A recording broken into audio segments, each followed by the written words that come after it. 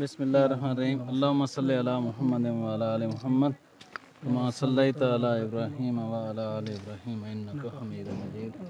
अल्लाहुम्मा बारिक अला मुहम्मद व अला आलि मुहम्मद कमा बारकता अला इब्राहीम व अला आलि इब्राहीम इन्नका हमीदुम मजीद। बिस्मिल्लाहिर्रहमानिर्रहीम।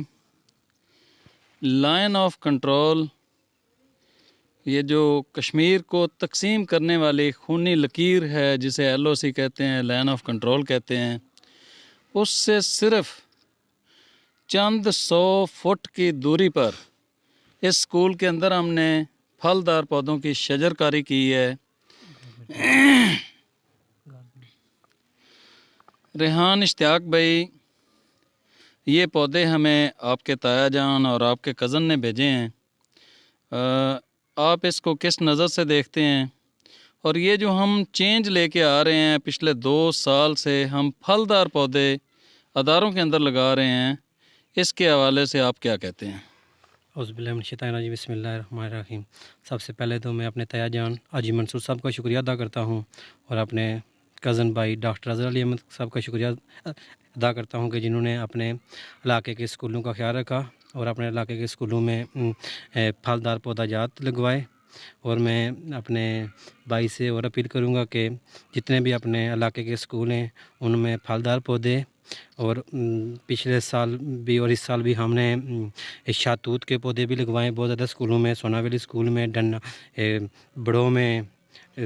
तारक डार साहब ने भी इसके अंदर पहला कतरा वो साबित हुए हैं, उनके बारे में भी जी, तारक डार साहब का मैं शुक्रिया अदा करता हूँ। तारक डार साहब मेरे मामू जान हैं, उनका भी मैं शुक्रिया अदा करता हूँ कि उन्होंने सबसे पहले इस फील्ड में उन्होंने कदम रखा और फिर दूसरा कदम मैंने रखा उनके साथ। इसमें कोई शक नहीं है। तो इन फलदार पौधों का फ़ायदा क्या है रेहान भाई? इन फलदार पौधों का ये फ़ायदा कि हमारे इलाके में ऑक्सीजन की बहुत ज़्यादा कमी है, क्योंकि जो फलदार भी पौधे हैं ये है ही नहीं है हमारे इलाके में। जो पंजाब से फल आते हैं उनमें केमिकल होता है पड़ा हुआ, तो वो बहुत ज़्यादा फलदार ख़राब होते हैं। तो वो हम अपने घरों में, इलाकों में फलदार पौधे लगाएं और जो फल है वो अपने घर का इस्तेमाल करें।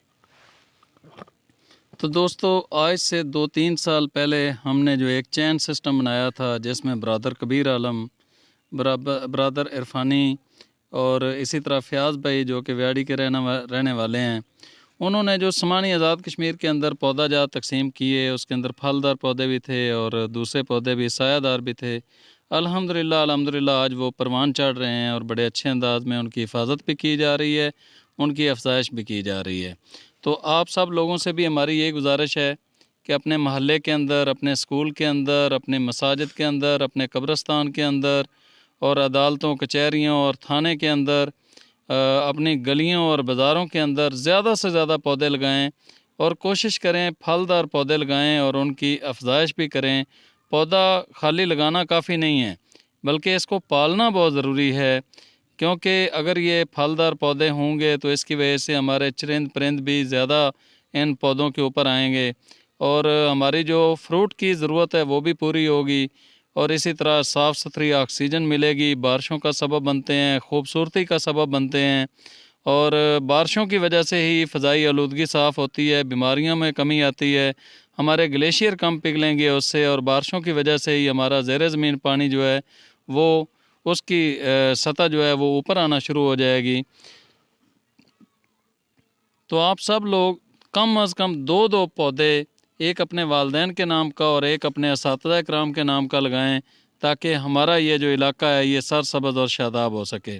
और हमारे वो ओवरसीज़ भाई जिन्होंने हमें ये पौधे गिफ्ट किए हैं, मैं उनको खराज तहसीन पेश करता हूँ कि उन्होंने ना सिर्फ पौधे हमें फ़राहम किए हैं बल्कि फलदार पौधे फ़राहम किए हैं।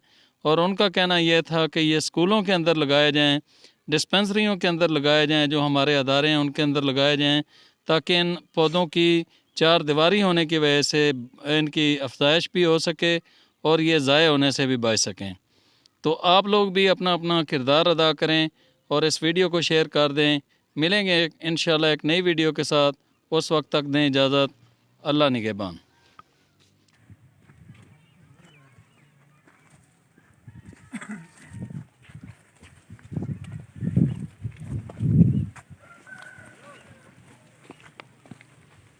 भाई वो खोलो ना बोर्ड बनाई ना जी